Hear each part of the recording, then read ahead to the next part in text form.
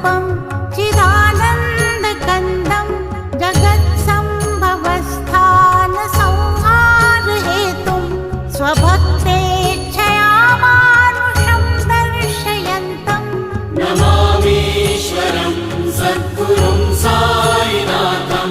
भवद्ध्वान्तविध्वंसमार्तण्डमीड्यं मनोवागतीतं